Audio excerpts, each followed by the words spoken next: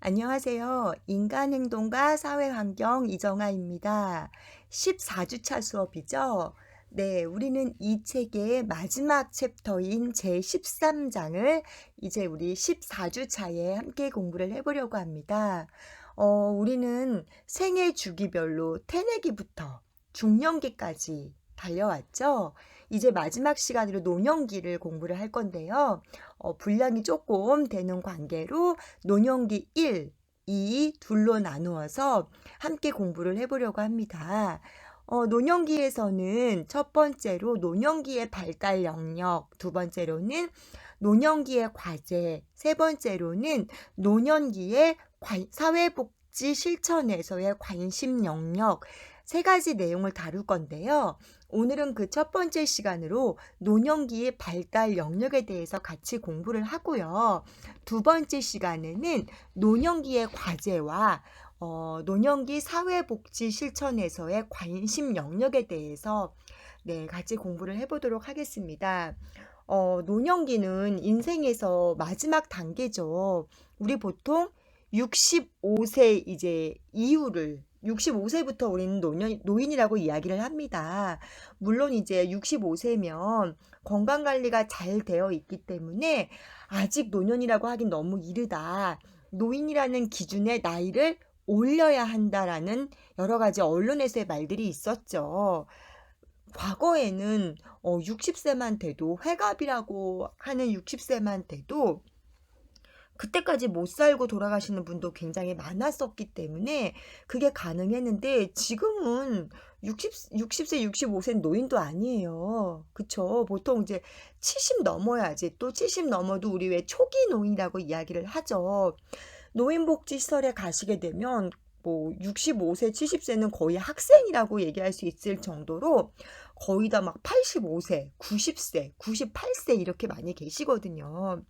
이제 평균 수명이 늘어나면서 다른 시기보다 상대적으로 노년기가 길어지고 있죠. 그래서 노년기를 뭐 방금 말씀드린 대로 초기 노인, 뭐 또 뭐 후기 노인 아니면은 전기 노인 이래가지고 거의 뭐 74세까지를 좀 초기 노인 혹은 전기 노인이라고 이제 구분을 해서 이 시기에는 그래도 신체적으로 건강하고 자립적인 활동도 가능하고 또 제 주변에서 보면은 70세가 넘어도 경제적으로 돈을 버실 수 있는 그런 연세가 있으세요. 근데 보통 이제 75세 정도 되면은 이제 이때는 몸도 예전 같지 않고 자립이 좀 어려워서 이때는 타인이라든가 국가에게 의존을 할 수밖에 없다 하는 75세 이상으로 나누자라는 얘기도 많이 늘어나고 있습니다. 이렇게 인간의 평균 수명이 늘어난 것은 무엇보다도 의학과 보건의 발달이라고 우리는 이야기할 수 있습니다. 그리고 뭐 요즘 노인에 대한 정책들도 많이 생겨나고 있죠. 특히나 한국 같은 경우는 여러분들 언론에서 지겹도록 들으셨겠지만 고령화, 저출산, 이것 때문에 많은 노인들의 수가 급격히 늘어나고 우리는 이미 전체 인구의 14% 이상을 넘어서는 고령 사회에 진입을 했습니다. 이미 2017년도에 고령 사회에 진입을 했고요. 그래서 이제 노년기가 길어지게 되고 또 노년기에 우리 흔히 얘기하는 실버 산업이라고 이야기를 하죠. 실버 산업들이 많이 발달을 해서 이제 노년기를 겨냥한 많은 상품들이 소개되고 있습니다. 자, 그러면 우리는 이제 노인이 어떻게 노인이 되어가는 과정, 어떤 신체적은 물론이고 뭐 정서적, 감각적 이런 것들을 알아야겠죠. 우리가 노년기 그러면 이제 흔히 퇴행되는 거, 퇴화되는 거, 퇴행성 관절염 이제 이런 것들이 많이 있는데요. 이 시간에는 첫 번째로 노년기의 발달 영역에 대해서 함께 이제 신체 발달, 첫 번째로는 신체 구조 및 기능의 발달이에요. 이제 우리가 노인이 되면은 이렇게 등이 굽기도 하고 또 이제 뼛속에 있는 많은 영양분들이 빠져나가서 보통 키가 줄게 됩니다. 제가 이제 노인시설에서 오랫동안 근무를 해봐서 아는데 보통 우리가 남자들은 170이 안 되시는 분이 그렇게 많지가 않잖아요. 일반 성인 가운데 남성분이 170이 안 되는 분도 물론 있긴 있지만 그렇게 많지가 않은데 오히려 노인이 되면은 남자 노인이 170이 넘는 분이 많지 않으세요. 대부분 다 이제 물론 풍채가 워낙 좋고 건강하신 분들은 노인이 되어도 70세 나이 뭐 이래도 네, 170이 넘지만 대부분 160 후반대예요. 제가 키가 168이거든요. 저 정도 만나세요. 그리고 저희가 이제 분기별로 체중과 키를 재는데 여성분들, 여성 노인은 거의 130, 140대. 이제 그분들이 그 성인기 때는 거의 150에서 160 그 사이를 왔다 갔다 했던 분이신데 80세가 되고 이렇게 노인이 되면 키가 줄어가지고 130에서 140대가 되세요. 초등학생 이제 중학생 마냥 키가 되시고 네, 그것보다 뭐 더 작으신 분도 계시고요. 지금 80대의 노인이면 그때의 여성분들의 평균 키가 160이 안 됐던 세대거든요. 그러니까 원래 이제 원키가 한 150밖에 안 됐는데 이제 연세를 드시면서 뼈가 약화되면서 키가 줄어가지고 130대 거의 이제 이러는 거죠. 노년기에는 여러 가지 생물학적 노화가 진행이 됩니다. 근데 그 중에서 가장 눈에 드러나는 건 바로 키라는 거예요. 키가 줄어서 약 2.5cm가 줄어든다고 하는데 제가 볼 때는 2.5cm 더 줄어듭니다. 보통 이렇게 노인이 되었다, 65세가 넘었다, 그 시점이 한 2.5cm가 줄어드는 것 같아요. 저희 어머니를 봐도 저희 어머니가 70대이신데 원래 이제 키가 160대, 뭐 163, 162 이르셨는데 지금 158 정도 되셨어요. 노인이 되신 지 10년밖에 안 되셨는데 이미 한 3cm가 키가 줄으셨어요. 이제 그 상태에서 80대까지 또 10년이 줄게 되면은 거의 이제 네, 한 5cm에서 한 7cm 평균 네, 그 정도로 줄으시는 것 같아요. 많이 줄어드신 분은 10cm까지도 줄어드세요. 근데 이것은 뼈가 약화가 돼서 줄어든 것도 있지만 등뼈가 굽어가지고 더 작아 보이는 것도 있는 거죠. 네, 턱과 몸통의 살은 늘어나게 되고 체형이 보통 바뀐다고 이야기하죠. 팔다리는 가늘어지고 그래서 왜 노인이 되면은 관절염 이런 것들이 많이 걸리는 이유가 뱃살은 나오고 막 어깨도 넓어지고 막 이런 데는 늘어나면서 팔과 다리는 가늘어지는 거예요. 또 이제 심지어는 머리카락 같은 거 혹은 몸의 털도 줄어들게 되고 또 얇아지고 또 흰머리가 생기게 되죠. 또 피부는 건조해지고 주름이 생기고 검버섯이라고 하는 갈색의 나이 반점이 생긴다고 합니다. 그러니까 점 같은 건데 좀 넓은 점을 얘기하는 거예요. 많이 보셨을 거예요. 이게 색소 침착에 의한 거거든요. 피부는 솔직히 노인이 되지 않아도 네, 우리 보통 한 40대만 돼도 피부는 이미 건조해져서 주름이 생기기 시작을 해요. 그런데 이제 이게 더 심화가 된다는 거죠.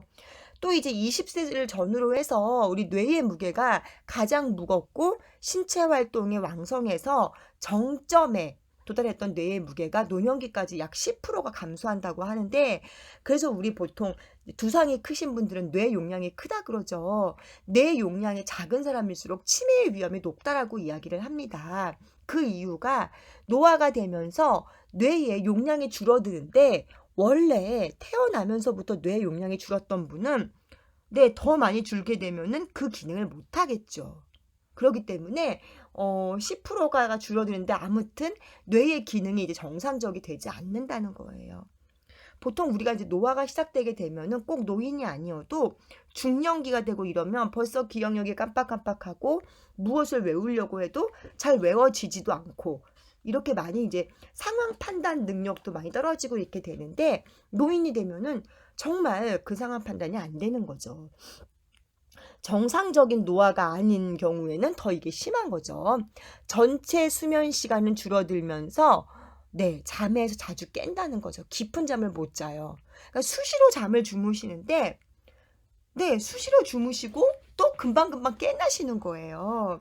그래서 어르신들 보면 식사하시고 주무시고 뭐 이렇게 하는데 이제 치매 같은 증상이 있어가지고 배회를 하시거나 하루 종일 움직이시는 이제 이런 분들은 하루 종일 움직이시고 밤에 굉장히 잘 주무시거든요. 그래서 이제 어떤 분은 그런 말씀도 하셨어요.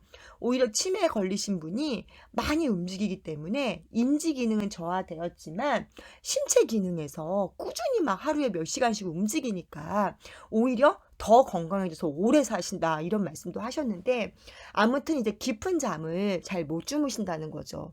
그리고 정상적인 노화가 아닌 경우에 치매라든가 혹은 뇌에 인지 관련 신경인지장애 같은 질병을 가지고 있으면 뇌의 모양도 달라진다고 합니다. 어떻게 달라지는지 한번 그 그림을 보도록 할까요?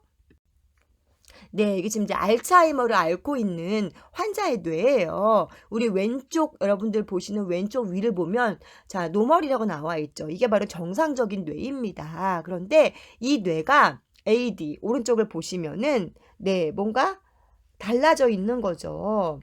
이게 이제 치매 같은 거, 알츠하이머를 앓고 계신 분의 뇌의 모양이에요. 일단은 딱 눈으로 보기에도 확연하게 크기가 줄었죠. 네, 딱 보기에도 줄었고요. 이 주름 사이가 되게 팽팽하게 있었는데 오른쪽에 알츠하이머를 앓고 계신 치매의 뇌를 보시면은 주름이 이제 얼기설기 되어 있어요. 그리고 또 이 단면을 보시면 이 단면 구조가 정상적인 노멀한 뇌는 굉장히 촘촘하고 뭔가 견고하게 지지를 하고 있는데 오른쪽에 알츠하이머의 뇌를 보면은 뭔가 뇌 중간중간에 비어 있죠. 딱 보기에도 뭔가 견고하지 못해서 서로 유기적으로 작용하지 못하겠구나라는 걸 알게 됩니다. 이제 이건 이제 알츠하이머 치매를 앓고 있는 환자의 뇌이기 때문에 지나치게 그 차이가 극대화되었는데요. 굳이 알츠하이머가 아니어도 노년기가 돼서 노화가 생기게 되면은 뇌가 이렇게 변한다는 거죠. 크기도 작아지고 또 이 뇌의 그 주름도 견고하지가 못하고 단면을 잘라보면 이렇게 얼기설기 되어 있고 이렇게 변한다는 거예요. 그런데 하물며 알츠하이머를 앓고 있는 환자의 뇌는 이게 더 심해질 수 있다는 거죠. 일단은 뭐 시각적으로도 그렇고 여러 가지 기능에 뇌가 손상이 되었기 때문에 그리고 노인이 되면은 신체의 전반적인 모든 기능에 노화가 오는데 특히나 이렇게 우리의 어떤 행동이라든가 언어라든가 이런 것들을 주도하는 뇌의 이상은 눈에 띄는 현상이라고 할 수 있겠습니다. 두 번째는 감각의 발달이에요. 네, 감각의 발달도 우리 크게 딱 그냥 눈으로 딱 볼 수 있는 변화지요. 가장 먼저 시력이에요. 물론 이미 중년기부터 우리 노안이라 그랬죠. 그때부터 벌써 눈은 나빠지기 시작해가지고 이제 보호 안경을 끼신다던가 아니면은 이렇게 멀리서 뭐 이렇게 봐야지 네, 멀리서 이렇게 봐야지 보이는 이런 증상들을 많이 보이고 계세요. 보통 이제 요때가 되면은 어 눈에 띄게 눈이 이제 침침하다 이런 걸 느끼시는데 중년기 때 그렇게 눈이 침침하고 그걸 넘어서서 노년기가 되면은 이제 가장 많은 게 보통 이제 뭐 백내장, 녹내장 이런 것들을 이야기를 하죠. 특히나 이제 너무 연세가 고령이시면은 마취의 위험 때문에 수술조차 쉽지가 않으세요. 제가 아는 분은 70 후반대에 백내장 수술을 하셨는데 이 수술을 하시고 나서 하신 말씀이 눈이 부셔갖고 볼 수가 없대요. 이 백내장은 전반적으로 이렇게 하얗게 뿌옇게 보이는 거였기 때문에 그걸 다 걷어내시고 나니까 네, 이게 이제 어떻게 저기가 안 되었다는 거죠. 특히 녹내장 같은 경우는 더 이제 위험한 거죠. 이제 눈은 인간이 가장 많이 의존하는 감각기관이에요. 보통 이제 40세가 지나게 되면은 시력이 급격히 저하가 됩니다. 그래서 70세 이제 이후 노인들은 안경을 착용하죠. 평소에는 착용하지 않더라도 뭐 책을 보거나 저희 어머니도 이제 평소에는 착용을 안 하시는데 이제 교회 가실 때 성경책 보시고 찬송가 불러셔야 되니까 이제 안경을 착용하세요. 근데 이제 이때가 되면은 동공의 탄력성이 저하되어서 빛이 와도 이 수정체가 반응하는 게 너무 느려진다는 거예요. 그러다 보니까 갑자기 어두워지거나 갑자기 환해지면은 당황을 하는 거죠. 우리 왜 갑자기 환한 데 딱 가면은 눈부셔. 우리 이런 얘기 하잖아요. 네, 바로 이런 것들이 조절이 안 되기 때문에 한 번에 이게 딱 안 된다는 거예요. 물론 원근감도 사라지게 됩니다. 여러분들 가끔 보시면 차가 막 가까이서 오는데 막 뛰어가는 노인들 보면 보이시잖아요. 원근감이 조절이 안 되기 때문에 저 차가 지금 달려오면서 가까이 오고 있는데 노인들은 그것을 가까이 느끼지 못하는 거예요. 바로 원근감의 조절도 있는 거죠. 또 이제 사물을 구별하기도 어렵고요. 또 색에 대해서도 어두워지죠. 색약 같은 게 생기죠. 빨강인지 파랑인지 잘 알지 못해요. 또 어떻게 보면은 이제 그 눈의 그 스펙트럼, 빛이 통과하는 그건 역시 저하되기 때문에 이런 것도 많이 있게 되죠. 그래서 백내장, 녹내장 이런 것들은 특히나 당뇨의 또 합병증으로 많이 오세요. 시력 자체에 문제가 있어서 백내장이라든가 녹내장이 나오는 경우도 있겠지만 그게 아닌 경우 실제로 저희 시설의 어르신이 그러셨거든요. 이제 좀 일찍 당뇨병이 오셨는데 혼자 사시는 분이었고 당뇨에 대한 관리가 좀 안 되셨죠. 누가 아무도 병원도 안 모시고 가고 이런 상태로 입소를 하셨는데 어느 날 계속 넘어지시는 거예요, 이분이. 그래 갖고 노인이 되면은 다리 근력이 약화되니까 이제 걸음을 잘 못 걷나 보다 싶어서 걷는 데 도움이 되는 보행차 이런 걸 드렸어요. 근데 이분이 치매도 좀 있으셔 가지고 자신의 증상을 명확하게 표현을 못 하시는 거였죠. 그래 갖고 자꾸 넘어지시길래 이제 휠체어에 모시기도 하고 이랬는데 어느 날 병원을 가 보니까 당뇨로 인해서 시력을 잃으신 거예요. 거의 안 보였던 거예요. 다리가 문제가 아니라 안 보여서 넘어지셨던 거죠. 근데 이분이 치매가 아닌 상태여서 건강했으면 "나 아니에요. 눈이 안 보여요."라고 이야기를 했으면 저희가 명확하게 치료를 해 드렸을 텐데 그게 아니라 아무 말이 없었기 때문에 저희는 다리만 생각을 했던 거죠. 이렇게 노인이 되면은 주기적으로 백내장, 녹내장의 검사를 해야 되고요. 특히나 당뇨가 있으신 분들은 백내장, 녹내장의 위험이 굉장히 높다는 거. 또한 그리고 이 시기에는 마취라든가 이런 게 쉽지가 않아서 하다못해 다리가 골절되어도 수술을 쉽게 할 수 없는 경우도 많습니다. 자, 두 번째는 청각이에요. 노년 이제 후기에 크게 쇠퇴하는 감각이 바로 청각이죠. 노인들 보면 TV를 굉장히 크게 틀어 놓고 보시고 아우 막 시끄러워 죽겠어요. 그죠? 얘기도 되게 귀에다 대고 크게 말씀을 해 드려야 돼요. 이제 50 세부터 점차 청력이 떨어지지만 이제 60대 중반에는 현저하게 증가한다고 합니다. 물론 인제 뭐 요즘에는 군대에서 뭐 대포 소리에 청력을 잃었다 이러신 분도 간혹 계시지만 이제 그게 아니라 평소에도 자 그런데 우리가 알고 있다시피 우리 왜 보청기란 게 나와 있잖아요. 근데 보청기 같은 경우는 말소리만 크게 하는 게 아니라 생활에 들리는 모든 소리를 크게 증폭시키기 때문에 굉장히 피곤하다는 거죠. 보청기를 끼고 다니게 되면은 지나가는 차 소리도 엄청 크게 들리고 네 그래서 보통 보청기가 있어도 안 끼시는 분들이 많으세요. 그러니까 우리가 청각에 이상이 있나 없나를 보시려면 물론 노인 스스로가 "안 들려요."라고 이야기를 해 주시면 좋죠. 근데 그게 아닌 경우에는 '이분이 자꾸 엉뚱한 말씀을 하시네?' 이런 걸 보시는 거예요. 내 얘기를 잘 못 알아들으시는 게 아닌가? 그게 말의 뜻을 알지 못하는 인지 기능의 문제인지 아니면은 귀가 들리지 않는 것인지에 대해서 우리는 명확하게 봐야 된다는 거죠. 그러다 보니까 일상적인 대화를 알아들을 수가 없어서 엉뚱한 대답을 하고 이 엉뚱한 말을 하는 것들이 놀림이 되기도 해서 점차 소통을 기피하고 고립되고 우울증까지 온다는 거죠.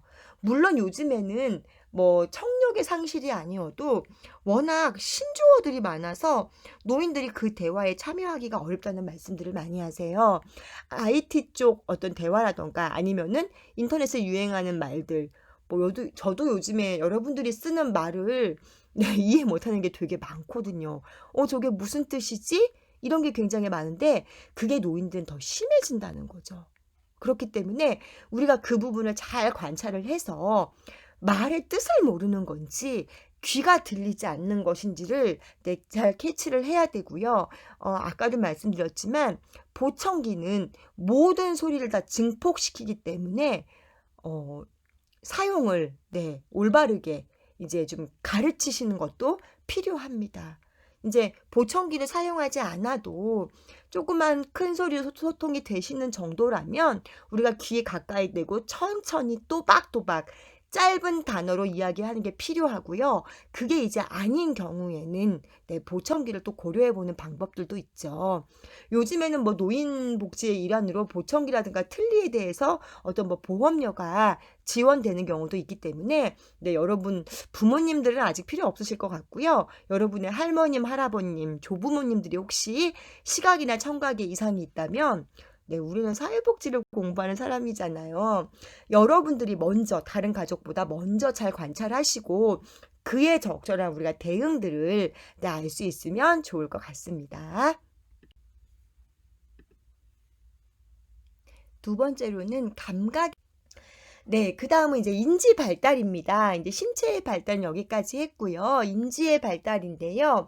노년기에 이제 인지 발달에 있어서 과거에는 별로 노년기에도 인지 발달에 관심이 없었다고 이야기를 합니다. 그런데 1950년대부터 노년기가 청년기 때랑 뭔가 좀 다르네?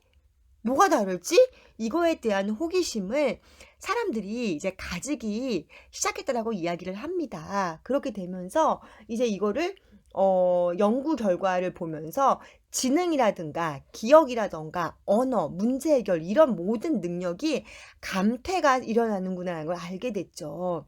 그래서 청년기에는 보통 단기 기억이 우세한 반면 노년기에는 단기 기억은 쇠퇴하지만 장기 기억 능력은 그대로 유지가 된다. 그러니까 예를 들면 지난주에 뭐 했냐라고 물어보면은 청년들은 지난주에 뭐 했고 이거는 잘 기억해요.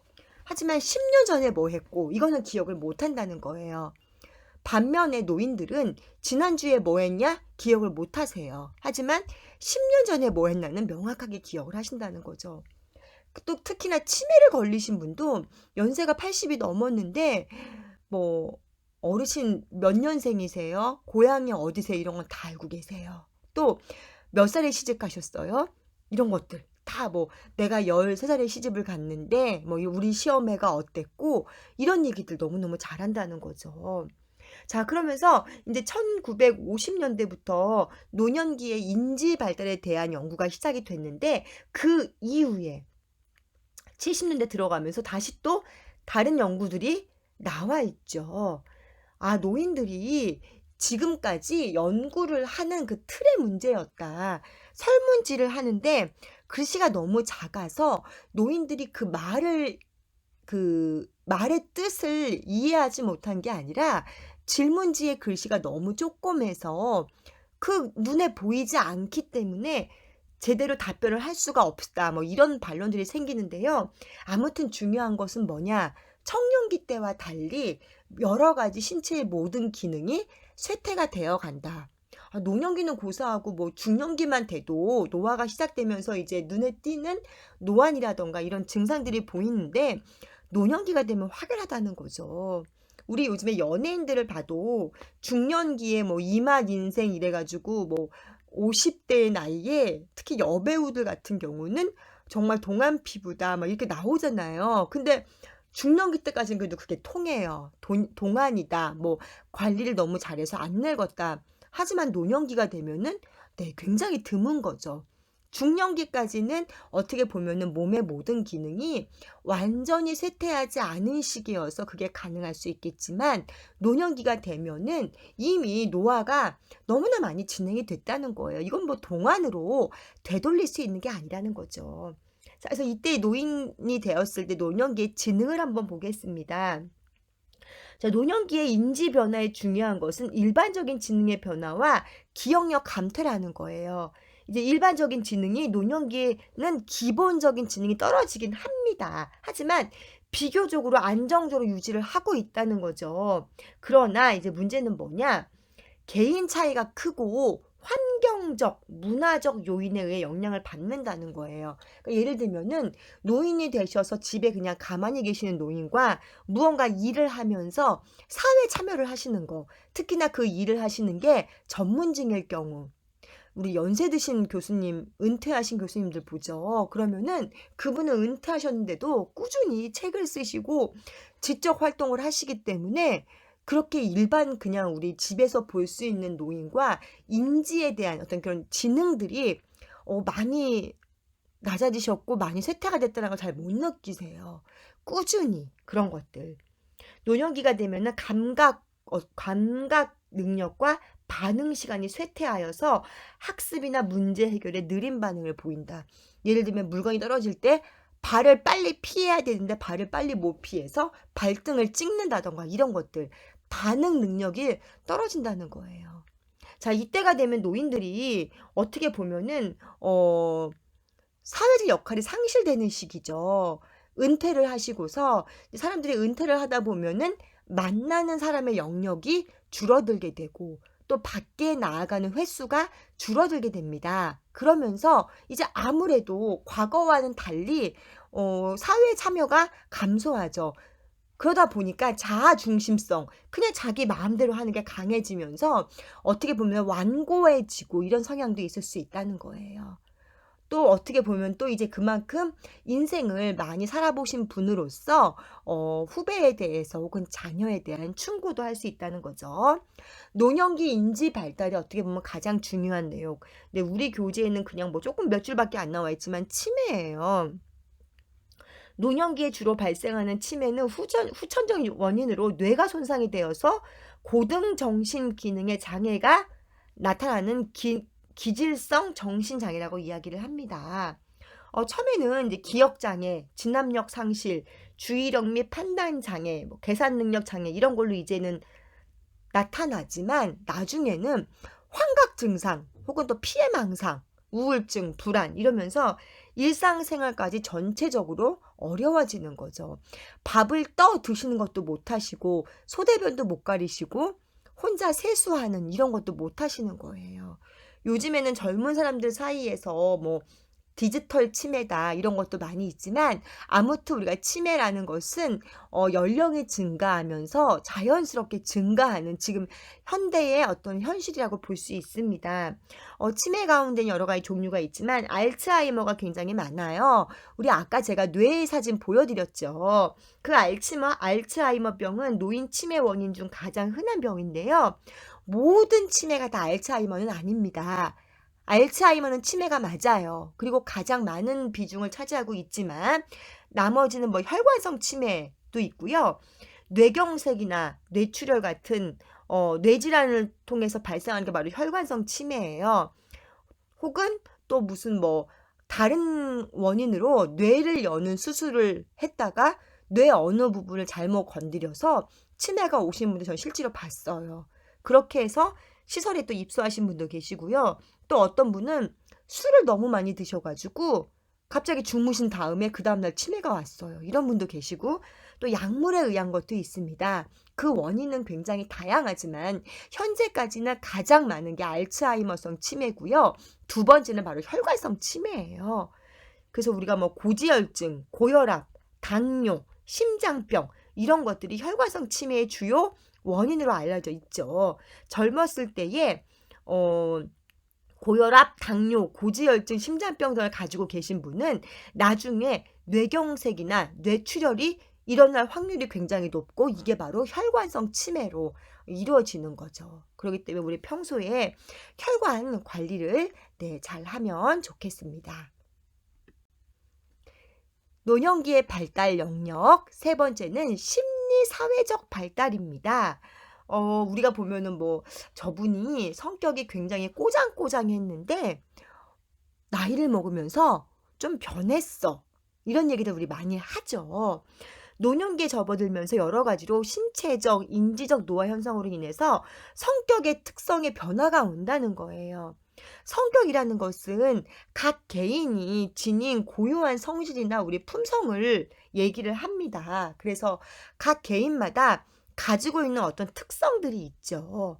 그것들을 이야기를 하는데 이게 평소와 다르게 우리 변하는 것을 우리는 이것을 어떤 성격의 발달이라고 우리는 이야기할 수 있는데요.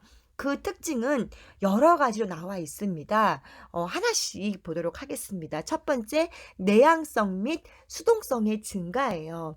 노화가 되면은 외부의 사물이나 행동보다는 자기 내면에 관심을 갖는다는 거예요. 내 건강이라든가 내가 지금까지 살아온 길 혹은 나의 감정, 사고 이거에 의해서 판단을 하는 거죠. 또 어떤 문제를 해결을 할 때도 자신의 어떤 그런 자신의 의견이 굉장히 중요한 거예요. 그러다 보니까 어찌 보면은 되게 완고하고 고집스럽고 이기적이고 자기밖에 모르는 걸로 보일 수도 있다는 거죠. 두 번째는 우울 경향의 증가입니다. 기본적으로 이렇게 내향성과 수동성이 증가하고 자꾸 자기 내면에 고립되고 하다 보니까 우울한 성향도 있지만 또 노인이 되면 사회적인 참여가 줄어들어서 과거에 바쁘게 살았다가 이제는 그냥 혼자 보낸다거나 아니면은 만나는 사람들이 줄어들고 찾아오는 사람이 줄어들게 되겠죠.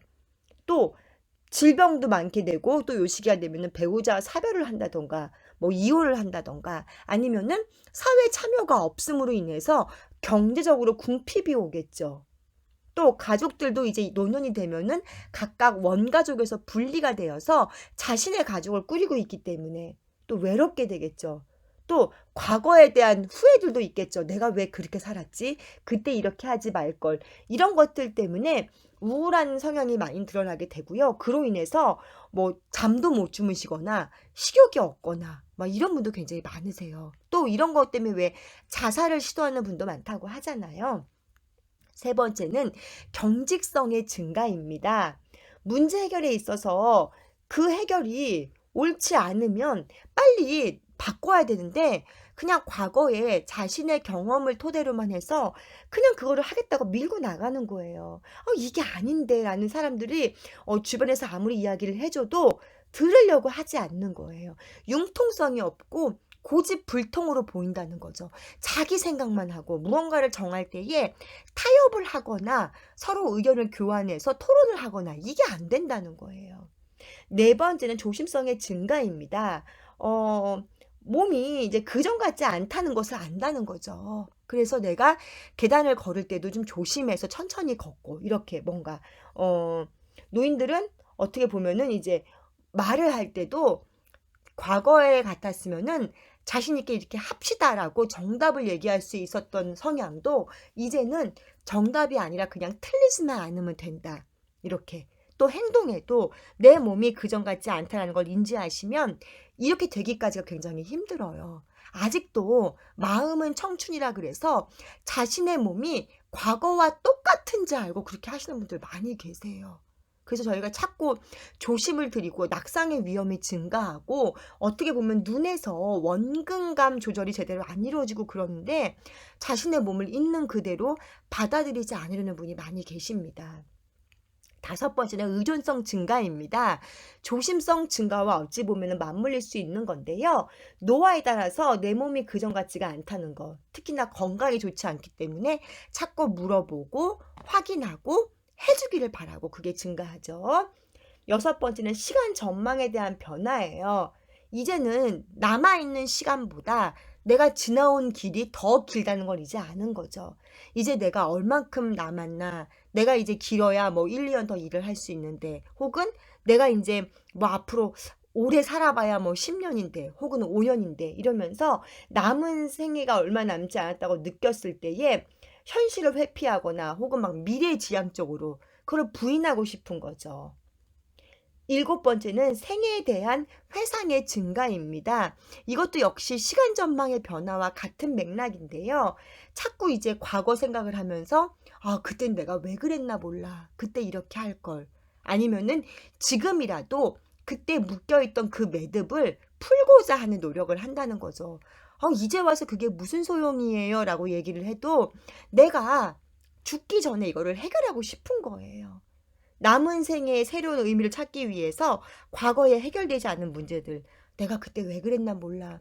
조금만 양보할 걸. 이런 것들. 여덟 번째는 친근한 사물에 대한 애착심이 증가합니다. 오랫동안 사용해온 물건이나 사물에 대한 애착이 증가해서 그게 그러니까 내가 이거 오랫동안 나와 함께 했다는 것에 의미를 부여하고 세상이 변해도 얘는 내 곁을 떠나지 않는구나. 내 주변은 변한 게 없다. 이거를 느끼게 하는 거죠. 물론 이것은 개인적인 성격 탓도 있어요. 저 같은 경우는 노년기도 아닌데 제 물건을 잃어버리게 되면 굉장히 슬퍼하고 유난히 좀 그런데 이게 이제 개인 차이도 있겠지만 노인이 되면은 지나온 삶을 회상하면서 내 손때가 묻은 물건에 대한 애착심이 증가한다는 거죠. 마지막으로는 유산을 남기려는 경향입니다. 내가 죽을 때 죽어도 뭔가를 남겨놓고 죽어야지, 자식에게 뭔가를 해줘야겠다, 이런 게 느낀 거죠.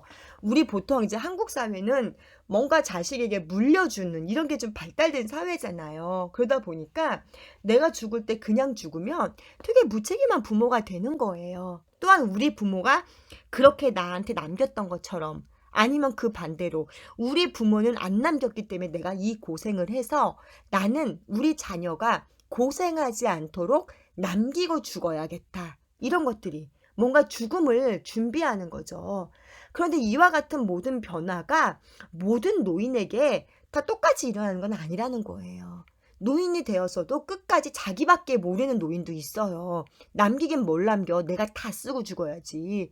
지금까지 고생만 했는데 한 푼도 안 남길 거야. 이런 분도 계신가 하면은 오히려 막 더 남기고 돌아가시려고 이렇게 안 쓰시는 분도 계시고, 아무튼 모든 게 우울 경향이 증가하기보다는 오히려 더 건강관리 열심히 하시고 사회생활을 왕성하게 하면서 직장 다녔을 때 못 해본 거 지금 다 해볼 거야, 이런 분도 계신다는 거예요. 모든 노인에게 이 변화가 동시에 일어나는 것은 아닙니다. 또한 정신적인 기능의 노화 현상도 각각 기능별로 차이가 있다는 거예요. 여러 가지로. 그렇기 때문에 노인의 어떤 특정한 심리의 한 부분에만 이것을 규정하긴 굉장히 어렵고요. 이러한 특성들이 나타난다 하더라도 갑자기 확 나타나는 게 아니라 서서히 삶에서 조금씩 증가한다는 거죠. 그래서 왜 오랜만에 누군가를 만나면 이제 누가 그런 말을 해요. 어우, 뭐 굉장히 행동이 둔해지셨어.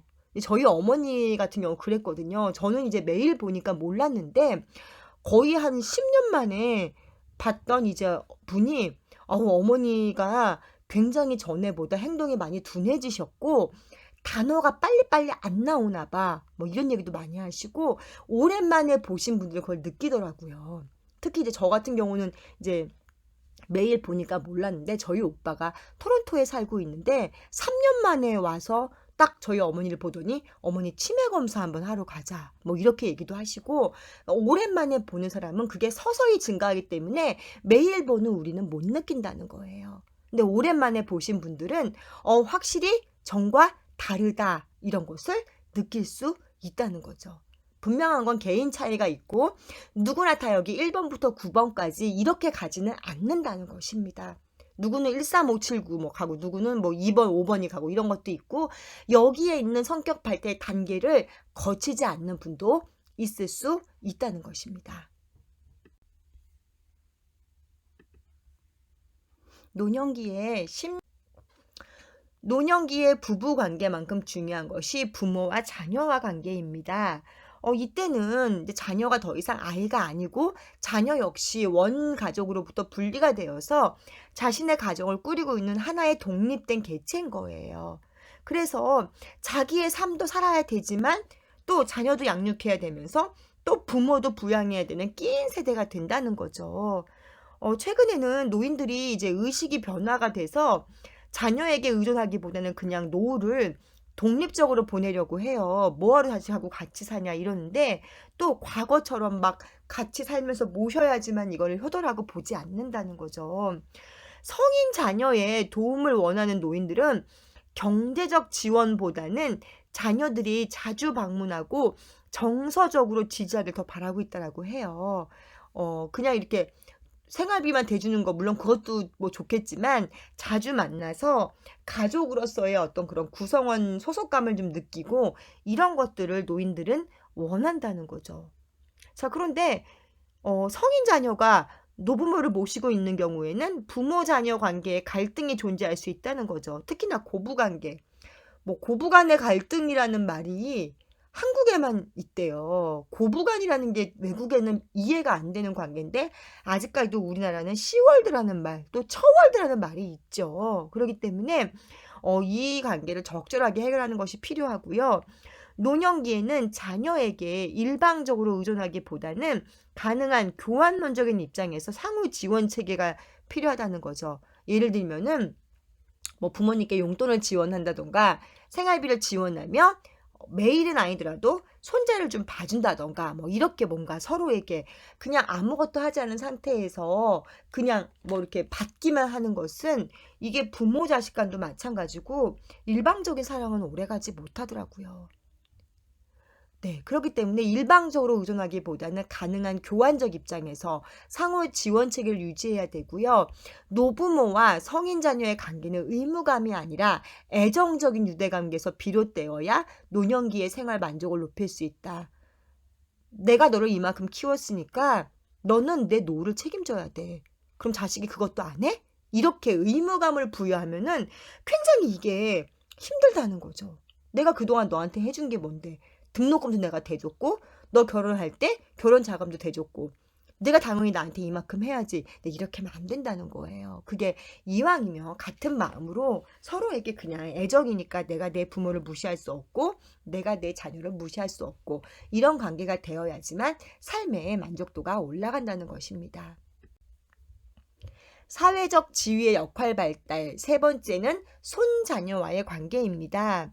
노년기가 되면은 노인들이 조부모의 역할을 수행하게 되는데 이러한 역할은 노년기의 삶에 중요한 의미를 갖습니다.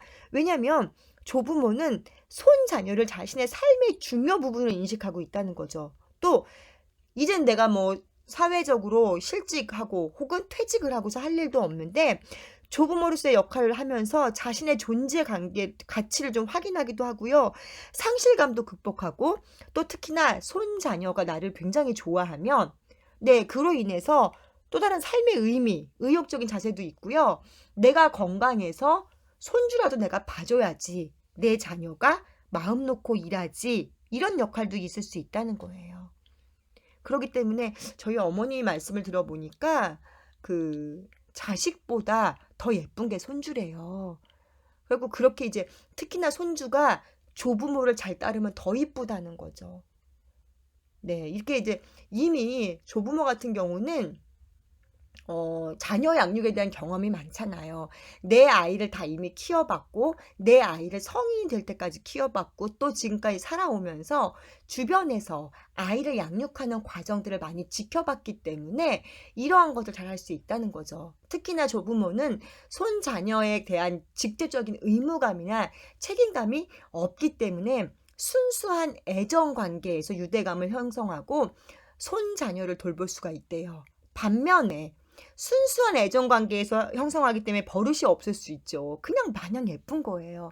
내가 버릇을 잘 가르쳐야지, 습관을 잘 들여야지 이런 관계가 없기 때문에 그냥 마냥 예쁘다는 거죠. 네, 조부모는 육아에 관련된 지식, 삶의 지혜, 사랑, 관용이 풍부함으로 손자녀의 삶에 영향을 미치며 그들에게 노인에 대한 긍정적인 태도를 심어줄 수 있다는 것입니다. 또 확실히 조부모가 이렇게 있게 큰 아이들은 노인을 대하는 태도가 달라집니다. 네. 물론 이제 조부모가 키워서 응석바지로 키운 경우도 있지만 대부분의 경우는 네, 보통 노인을 바라보는 시각이 달라지기도 하고요. 가장 눈에 띄는 건 뭐냐? 조부모가 키운 아이는 편식이 조금 덜해요. 노인들이 드시는 음식이 나물이라던가 뭐 그런 게 많기 때문에 보통 이제 아이들이 왜 야채 같은 거 안 먹고 요즘 아이들은 뭐 햄이니 소세지, 고기류 이런 걸 굉장히 좋아하는데 노인과의 식생활을 같이 해버릇하면은 찌개도 잘 먹고요. 보통 제 경험상 제가 주변에서 봤을 때에 네, 이런 것들이 많았습니다. 자, 그런데 노인이 손자녀와의 관계에서 네, 어떻게 보면 그 요구되는 역할들이 있다는 거예요. 손자녀의 양육을 하는 과정에서 자기 자녀와 손주를 바라보는 시각이 다르기 때문에 양육 방법에도 갈등을 겪게 되는 거죠. 뭐 제가 이제 저희 조카를 이렇게 보면서 느꼈던 건 뭐냐면 가장 많이 겪는 양육 갈등이 뭐였냐면 이제 저희 새언니는 뭔가를 가르치려고 하고 저희 어머니는 그렇게 안 해도 다 박사 나왔다. 뭘 그 어린애를 공부를 시키냐. 근데 사실 그건 그때 얘기거든요. 저희가 어릴 때는 조기 교육이니 뭐니 이런 게 없었는데 요즘에는 다 하는 시대인 거잖아요. 근데 이제 조부모들은 그걸 이해를 못 하는 거죠. 그래서 갈등이 있을 수 있다는 거죠. 자, 그러면 조부모의 유형에는 어떤 것이 있는지 한번 보도록 하겠습니다. 첫 번째는 공식적 유형이에요. 가장 보편적인 유형으로 손자녀에게 관심을 갖고 때때로 필요할 때 돌봐주기도 하며 부모를 도와주지만 간섭하지 않도록 조심함. 요즘에 이제 많은 부모님들은, 조부모님들은 센스가 있으시고, 네, 그래서 엄마 아빠가 가만히 내비두는 걸 뭘 내가 뭐라고 그래. 엄마 아빠가 알아서 하겠지 뭐 이러면서 그냥 필요할 때 같이 키워주는 게 아니라, 양육을 해주는 게 아니라 일이 있을 때 가끔 이렇게 요즘같이 뭐 코로나 이런 걸로 어린이집을 가지 못한다. 이럴 때 이제 때때로 봐주지만 어떤 뭐 간섭하지 않고 그냥 그날 잘 봐주는 거죠. 대부분의 유형이에요. 두 번째는 대리 부모의 역할 유형입니다. 엄마가 집 밖에서 직업을 가진 경우에 아이의 양육을 책임지는 조부모들. 요즘에는 거의 이거 안 하려고 하시더라고요. 내가 지금까지 아이들 키우고 일하고 나도 고생하며 살았는데 이제라도 내 인생을 좀 찾고 싶다. 나도 좀 나가서 놀러도 다니고 취미생활도 하고 친구도 만나고 내 삶을 살고 싶은데 내가 이 나이에 무슨 또 애를 봐주냐 싫다 하면서 안 하세요. 안 하지만 이제 뭐 맡길 곳이 마땅치 못해서 불가피하게 부모가 출근을 하면서 조부모의 집에 아이를 맡기고 아니면은 뭐 일주일에 뭐 한두 번만 데려간다든가 이렇게 전적으로 양육을 책임지는 조부모 형태인 거예요. 세 번째는 권위적 유형입니다. 가족의 지혜 원천으로 조부모가 지혜, 기술, 자원을 베풀고 부모, 손자녀들이 이에 복종하는 관계. 뭐 요즘 많지 않지만 그래도 가끔은 있죠. 이렇게 해라 라고 시키면은 이렇게 뭐 이렇게 해서 뭐 학원 이렇게 보내라. 뭐 이 정도로 간섭하시는 분들은 전 사실 잘 보지는 못했어요. 근데 아무튼 이렇게 하고요. 원거리 유형은 생일 또는 명절 때나 방문하고 보통 손자녀와 거의 접촉이 없음. 이제 뭐 조부모님들이 왜 지방에 계신 경우는 이 경우도 심심치 않게 있습니다. 먼 거리에 있기 때문에 보통 1년에 한 두세 번 설날, 추석, 뭐 생신 많이 오면 어버이날까지. 보통 이제 어버이날은 거의 뭐 전화통화만 하고 거의 안 하죠. 이때만 보다 보니까 한 번 보게 되면 애가 쑥쑥 자라는 거예요. 이제 요즘에는 거의 다 맞벌이를 하시게 되면은 보통 이제 그 여성분들은 친정 가까이 사신다고 그래요. 그래서 친정 어머니가 많이 봐주시고, 그래서 가장 보편적인 게 공식적인 유형이지만 조부모들이 양육에 참여하지 않는 경우는 공식적 유형 다음으로 원거리 유형이 많다는 거죠. 아이들이 다 컸거나 아니면 부모가 지방에 계시는 경우는 가까이 자주 볼 수 없기 때문에 무슨 날 때, 명절, 생일 요럴 때만 보고 공식적으로 뭐 이런 겹쳐질 그런 게 아무것도 없다는 것입니다. 이렇게 해서 조부모의 유형이 끝났고요. 네, 노년기에도 친구 관계가 되게 중요하죠. 우리가 어떤 치매라던가 이런 걸 봤을 때 혹은 노인의 우울증을 봤을 때요. 노인에게 있어서 배우자만큼 중요한 것이 바로 친구 관계입니다.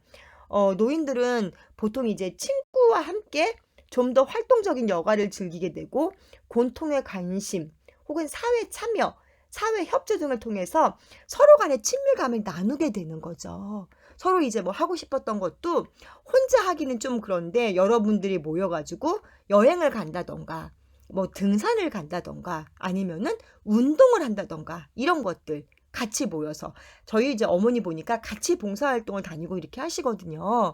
그런 것들. 그래서 배우자와의 관계만큼 중요한 것이 바로 친구와의 관계입니다. 친구 관계는 가족 관계에서 전통적으로 제공되었던 온정과 동반자의 의식을 대신하게 되며 노년기에 직면하는 여러 가지 문제를 완화시켜 준다고 나와 있습니다. 보면은 보통 이제 저희는 이제 아버님이 돌아가셔가지고 어머님이 혼자 계시는데 이런 친구 관계가 활발하게 갖는 분 가운데는 물론 배우자가 계신 분도 계시지만 특히 여성분들 같은 경우는 여성 노인은 사별하신 분이 더 좀 활발하세요. 뭐 밥을 해드려야 되는 남편이 없고 하다 보니까 여성분들끼리 만나가지고 점심에 뭐 밖에서 차도 드시고 같이 뭐 쇼핑도 가시고 혹은 여행도 가시고 뭐 이렇게 하시면서 뭔가 자기를 위한 시간을 보낼 수 있다는 거죠. 이때가 되면은 어떤 노화의 어떤 속도도 비슷하고 또 이제 오랜 친구이기 때문에 이제 생활 양식도 많이 비슷하고 통하는 부분이 많다는 거죠.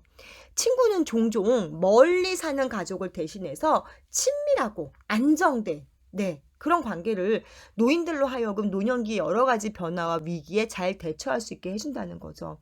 뭐 때로는 자식 때문에 서운한 것들 이런 것들도 친구 관계 통해 위로를 받으시는 분도 많이 봤고요. 서로 이제 모이시면 네 자식은 어땠니? 내 자식은 어땠니? 뭐 이번에 어버이날 때 뭐 어떻겠니? 막 이런 얘기도 하고 우리 손주는 어떤데 다 연배가 비슷하기 때문에 이렇게 공통의 관심사가 있다는 거죠. 뭐 비슷한 시기에 태어난 손주가 있다면은 뭐 우리 손주는 지금 뭐를 한다, 뭐 잡고 섰다, 뭐 이런 얘기도 많이 하시면서 이렇게 발달을 비교할 수 있다는 거죠. 노년기의 친구 관계를 성별로 살펴보면은 여성이 남성에 비하여 친구 수가 더 많다는 거예요. 또 친구와 더욱 친밀한 우정을 나눈다는 거죠. 남성 노인들은 배우자를 두고 친구끼리 막 여행 가고 뭐 이런 게 별로 많지 않죠. 근데 여성 노인은 가능하죠. 남성 노인은 배우자를 두고 친구끼리 어디 봉사활동 가고 많지 않잖아요. 근데 여성 노인은 가능해요. 남성 노인은 친구와 함께 뭐 식사하시고 뭐 하고 별로 많이 없잖아요. 있기는 있지만 많이 없지만 여성 노인은 그것도 가능하다는 거죠. 그래서 노년기의 친구들과 친밀한 관계를 형성하기 위해서는 일단은 건강해야겠죠. 내가 몸이 아파갖고 지금 병원에 누워있다던가 몸이 아파서 거동이 불편한데 친구와의 관계가 원만할 수 없겠죠. 그렇기 때문에 일단 건강 상태가 양호해야 되고요. 경제적으로 안정되어 있어야 된다는 거죠. 하루 벌어 지금 하루 먹기도 힘든 상황이라면 내가 지금 친구와 함께 관계를 유지하며 여가를 보낼 만큼의 여유가 없다는 거예요. 당장 지금 먹고 살아야 되기 때문에. 그러려면 기본적으로 또 동일한 지역에서 오랫동안 거주하는 것이 바람직하다. 이사를 많이 다니면 친구도 이제 지리적인 위치가 멀어지면 마음도 멀어지잖아요. 여러분들도 보면 그렇지 않나요? 고등학교 때까지는 가까운 동네 살아가지고 매일 보던 친구도 서로 대학을 떨어져서 가게 되면은 고등학교 때만큼 친밀감이 별로 없어지잖아요. 그렇기 때문에 노년기에서는 일단 건강해야 되고 먹고 살 만큼 경제적으로 안정돼야 되고 세 번째는 한 동네에서 오래 살아가지고 지리적으로 가까운 위치 뭐 혹은 이제 그 동네에서 많은 유대 관계를 형성하는 그런 과정들이 필요한 것입니다. 노년기의 발달 영역에서는 자아통합과 죽음을 빼놓을 수가 없습니다. 물론 죽는 데는 순서가 없다라고 이야기를 하죠. 뭐 다 누구나 어차피 한 번은 다 죽어야 되는 거고 요즘에는 뭐 젊은 사람도 노인보다 빨리 가고 반드시 노인이 빨리 죽는다는 건 아니지만 우리 일반적으로 사고나 질병을 제외하고는 어쨌든 노인이 되면은 삶을 회상하면서 그동안 자신의 삶을 되돌아보고 그동안 일들을 점검하고 또 후회가 되는 일들은 내가 죽기 전에 해결하고 가려는 그런 노력들이 보인다는 거죠.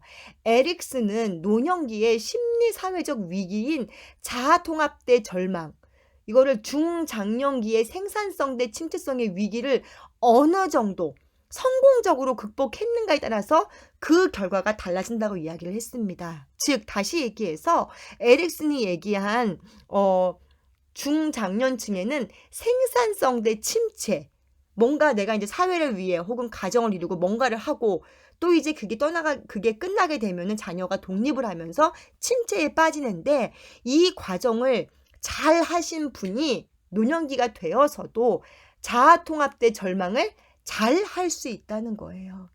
그게 당연한 것이 노년기가 되면은 지나온 자신의 삶에 대해서 회고를 하고 뭐 후회도 하고 한다고 돌아본다고 말씀을 드렸죠. 근데 청장년기에 내가 직장도 없어갖고 경제적으로 굉장히 어려웠고 아이들이 방황을 했고 가정이 해체가 됐고 이렇다면 그만큼 노년기에 후회가 많겠죠. 그런데 그때 열심히 살아서 내가 우리 아이들을 성공적으로 키워서 뭐 반듯한 직장에 취업을 시켰고 또 혹은 그로 인해서 지금 여유 있게 노년기를 보낼 수 있고 이런 것들이 생기게 되면은 아무래도 이 삶을 사는데 내가 그래도 잘 살았구나. 이렇게 생각을 할 수 있다는 거예요.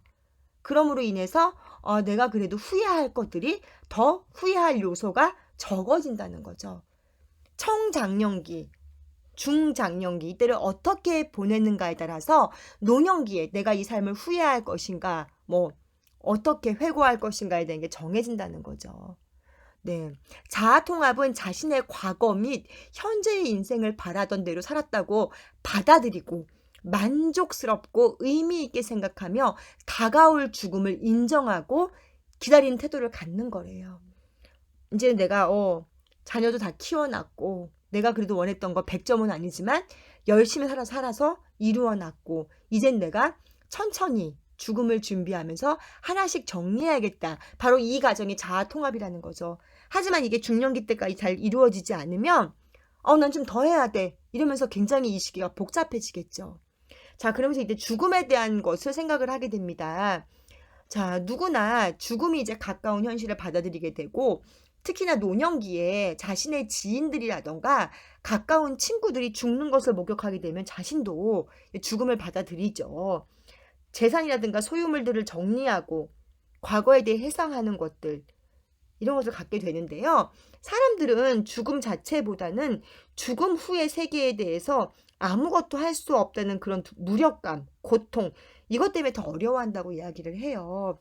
우리가 낯선 나라에 혼자 여행을 간다고 그러면 그 나라 교통편은 어떤지, 기후는 어떤지, 문화생활은 어떤지를 막 우리 검색해 보잖아요. 그리고 굉장히 또 걱정을 하잖아요. 혼자 거기 처음 가보는데. 하물며 죽음은 갔다가 돌아올 수 있는 길도 아니잖아요. 그렇기 때문에 죽음 그 자체가 문제가 아니라 뭐 첫 번째는 사랑하는 사람과의 이별, 또 남아있는 사람들은 어떻게 할 것인가 이런 거에 대한 어떤 무력감도 많이 가질 수 있다는 거죠. 네, 그래서 죽음을 받아들이는 자세에 대해서 큐블러-로스는 적응 단계를 이야기를 했습니다. 먼저 첫 번째, 부정의 단계예요. 죽음에 이르는 첫 단계. 자신의 죽음이 임박한 사실을 알았을 때 대부분의 사람들은 충격을 받고 그 사실을 부정하려고 함. 불치병을 인정하지 않고 의사의 오진이라고 생각함. 암이세요. 3개월 남았습니다. 네, 이러면은 제가요? 에이, 설마요. 검사 결과가 바뀐 거 아니에요? 제가 왜 암에 걸려요? 아닐 거예요. 받아들이지 않고 부정을 해요. 오진이라고 생각을 하는 것입니다. 두 번째는 분노의 단계입니다. 대체로 분노, 격분, 질투, 원한 등의 감정을 경험하는 단계인데요. 왜 나만 죽어야 하지? 라고 생각하며 건강한 사람을 원망하고 주변 사람들, 의사나 간호사, 가족 구성원에게 화를 냅니다. 내가 얼마나 착하게 살았는데 더 나쁘게 살은 김씨 아저씨도 뻔히 살고 있는데 왜 내가 이런 병에 걸려야 돼? 내가 뭐 잘못했다고. 이제 이러면서 의사나 간호사 혹은 가족 구성원들이 뭐 조금 즐거움만 보여도 그래 니넨 즐겁겠지. 나는 지금 죽어가고 있는데 내 앞에서 꼭 웃어야 돼? 이러면서 화를 내는 거예요. 건강한 사람에 대한 질투라고 이야기를 합니다. 세 번째는 타협의 단계입니다. 죽음이 어떻게든지 조금이라도 연기되거나 지연될 수 있기를 바라는 단계예요. 죽음을 받아들이고 해결하지 못한 인생 과업을 해결할 때까지만이라도 살 수 있기를 기원하고 절대자인 신과 타협이나 협상을 합니다. 하나님, 우리 애 결혼할 때까지만 살게 해주세요. 혹은 우리 아이 대학 갈 때까지만 살게 해주세요. 그러면 제가 그 다음에는 제가 다 이렇게 해서 모든 걸 정리하고 그냥 감사하게 갈게요. 혹은 저를 살려주시면 제가 가지고 있는 모든 재산을 다 팔아가지고 어려운 사람을 돕겠습니다. 이런 식으로 뭔가 타협을 하는 거예요. 요때까지만 좀 연기해 주세요. 요때까지만 참아주시면 안 돼요. 이런 것들. 이것은 노인이 아니어도 우리 가끔 TV에 봐도 젊은 사람이 불치병에 걸린 경우에도 우리 아이 초등학교 입학할 때까지만 살게 해주세요. 이런 기도도 많이 하는 걸 봤습니다. 네 번째는 우울 단계입니다. 죽어가는 사람이 죽음의 필요성을 받아들이고 우울해하거나 슬퍼하는 단계예요. 주변 사람과 일상생활에 대한 애착을 보이고 이런 것들과 헤어져야 한다는 점 때문에 우울증이 나타남. 타협을 했는데도 이게 이제 안 된다는 것을 알게 된 거죠. 그러면 이제 그 죽음을 그냥 받아들이는 거예요. 그러면서 그러니까 받아들일 수밖에 없는다는 걸 알게 되는 거죠. 그래서 나 죽으면 어떡해, 나 죽으면 뭐 잊지 마, 이런 것들. 조금 더 오래오래 같이 있고 싶어, 뭐 이런 것들.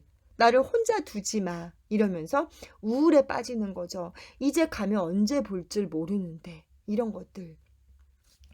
제가 조금 전에도 말씀을 드렸지만, 저희 이제 오빠가 토론토에서 사는데, 사돈 어르신이, 그러니까 오빠네 장모님이 이제 대장암이어가지고, 이제 마지막에 이제 호스피스에 이제 입원을 하시면서, 이제 오빠가 외국에 나간 지 10년이 넘었거든요. 그래서 새언니가 이제 임종을 보고 이렇게 함께 하려고 이제 귀국을 해서 일주일 정도를 어머니하고 같이 보냈어요. 마지막으로. 같이 보내면서 이제 저희 새언니는 대학교 1학년 때부터 지방에서 올라와서 계속 부모님과 떨어져 살았기 때문에 그 이제 일주일 동안 엄마랑 같이 병원에서 자고 엄마 간호해드리고 엄마 목욕시켜드리고 다 한 거죠. 이제 얼마 안 남았다 그래서. 그리고 이제 이미 다 비행기를 예약하고 왔는데 일주일 됐는데 안 돌아가신 거예요. 근데 이제 언니가 가기 전날부터 갑자기 막 안 좋아지신 거죠. 이제 간대니까. 근데 결국은 이제 언니가 예약을 또 해놨고 또 이제 언니도 직장을 가야 되기 때문에 그냥 이제 어머니를 두고 이제 떠났어요. 떠났는데 그 떠나던 순간에 이제 그 언니네 새언니네 어머니도 지금 가면 얘를 이제 영영 못 본다. 언니 역시 이제 우리 엄마가 죽어가는 엄마를 내가 두고 가야 된다. 얼마나 그 마음이 그랬겠어요. 그리고 간 다음에 며칠 뒤에 돌아가셨어요. 이랬을 때 어떻게 보면은 제가 이제 두 분 다 표현은 안 했지만 얼마나 이 단계가 우울했겠어요. 이제 다시는 못 보는, 내가 죽어야지만 볼 수 있는 삶에 있어 마지막 단계. 그런 어머니를 두고 가는 딸이나 나는 이제 죽어가는데 그 딸을 보내야 되는 어머니, 그 마음이 어땠을까 생각을 했거든요. 마지막은 수용의 단계입니다. 자신의 운명을 수용하고 평온한 마음을 갖게 되는 단계예요. 감정의 표현이나 변화를 거의 보이지 않으며 죽음을 기다리는 태도를 보이게 됨. 즉 죽음 자체를 수용하고 마음의 평화를 회복하여 임종에 직면함. 이제 정리할 거 정리하고 그래 내가 이제 받아들이자. 그래서 이제는 오히려 담담하게 내가 죽으면 이거는 이렇게 처리해줘. 이런 단계를 보이면서 주변 사람에게 부탁도 하고 자신의 삶을 정리도 하는 거죠. 그 단계가 바로 수용의 단계입니다. 이렇게 해서 큐블러-로스는 죽음에 대한 적응 단계를 5단계 나눴고요. 모든 사람이 다 이 단계를 거치는 것은 아닙니다. 또 누군가는 이 중에 한 단계를 건너뛰기도 하고 또 누군가는 이 중에 한 단계를 더 오래 거치기도 하고 그렇지만 모두가 이렇게 비슷한 단계로 죽음을 받아들이더라는 이야기죠. 자, 여기까지 노년기에 대해서 첫 번째 시간이 끝났고요. 근데 내용이 많이 길었죠? 다음 시간은 아마 더 내용이 짧을 거예요. 다음 시간에는 노년기의 발달 두 번째 시간으로 이제는 노년기의 어떤 뭐 사회적 실천, 사회복지 실천의 영역이라든가 과제에 대해서 같이 보도록 하겠습니다. 여러분 수고 많으셨습니다. 감사합니다.